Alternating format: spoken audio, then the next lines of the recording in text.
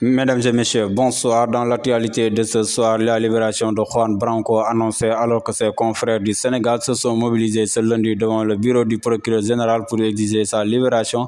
Voilà qu'on annonce la libération de l'avocat de M. Ousmane Sonko, Juan Branco. L'avocat français irrégulièrement entré dans le territoire sénégalais est libre. Il a été inculpé et placé sous contrôle judiciaire et une procédure d'expulsion du territoire sénégalais vers l'Hexagone est en cours. Le franco-espagnol a été interpellé ce week-end vers Rosso par la DPAF, direction de la police de l'air des frontières et Interpol Mauritanie. Le 31 juillet dernier, il avait surpris et perturbé la conférence de presse des avocats sénégalais d'Ousmane Sonko en attaquant lourdement le procureur de la République du Sénégal. Pour rappel, l'avocat d'Ousmane Sonko a été visé par une information judiciaire. En outre, le procureur avait requis un mandat d'arrêt international. Le procureur général a décidé d'alourdir les charges, ouvrant ainsi une nouvelle procédure contre Maître Branco pour outrage à magistrat, discrédit sur une décision juridictionnelle, outrage aux institutions judiciaires, entrée et séjour irrégulier au Sénégal. Sous mandat de dépôt, le maire de Padoua, Maïmouna Dièye, mal en point, transféré au pavillon spécial. Après, Maïmouna Dièye a été placé en garde à vue selon Seneweb qui cite Maître Moussa Sarr. Seulement la présidente des femmes de PASTEF, le parti d'Ousmane Sonko dissous, a été transférée au pavillon spécial en raison de son état de santé précaire. Suite à son interrogatoire dans le bureau du juge d'instruction du deuxième cabinet, l'édile de la Padoua, Maïmouna Dièye, a été inculpé pour association de malfaiteurs en relation avec une entreprise terroriste, organisation de mouvements insurrectionnels, acte ou manœuvre de nature à compromettre la sécurité publique ou à causer des troubles politiques graves, provocation directe d'un attroupement armé.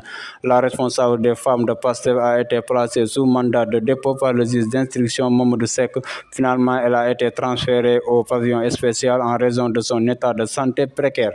Restons toujours dans l'actualité du pays. Ismaël Madior Fall sur l'affaire Branco. Il n'y avait de quoi le garder en détention. Le garde des Sceaux, ministre de la Justice, Ismaël Madior Fall, face à la presse lundi, a expliqué les raisons pour lesquelles Maître Juan Branco n'a pas été envoyé en prison après inculpation par le juge d'instruction. Juan Branco s'est illustré par des attaques contre l'État du Sénégal, contre ses institutions. Il a essayé d'expérimenter sa théorie de la révolution de l'insurrection au Sénégal, appelant les gens à brûler, à casser.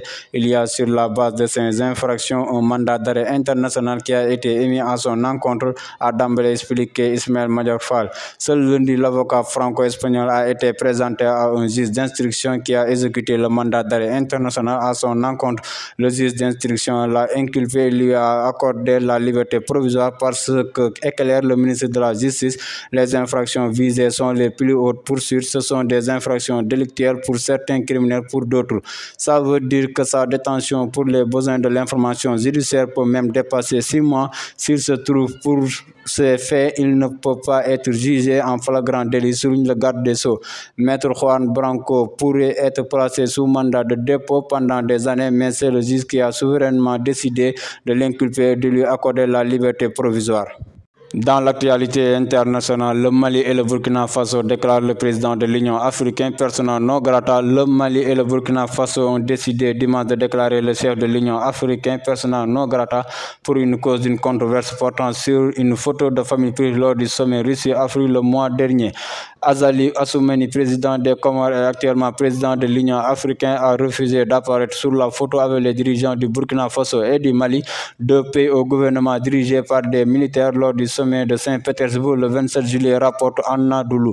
Assoumani devait se rendre au Mali et au Burkina Faso à partir du 14 août en tant que chef de l'Union africaine, mais la visite a été annulée suite à l'incident.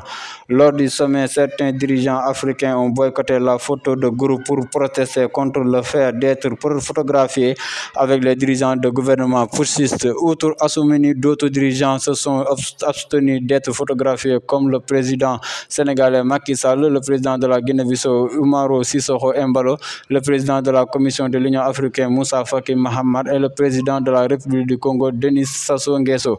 Selon certaines révélations, ces dirigeants ne voulaient pas être photographiés aux côtés du président malien Assimi Goïta et du président burkinabé Ibrahima Traoré, tous deux arrivés au pouvoir par des coups d'État.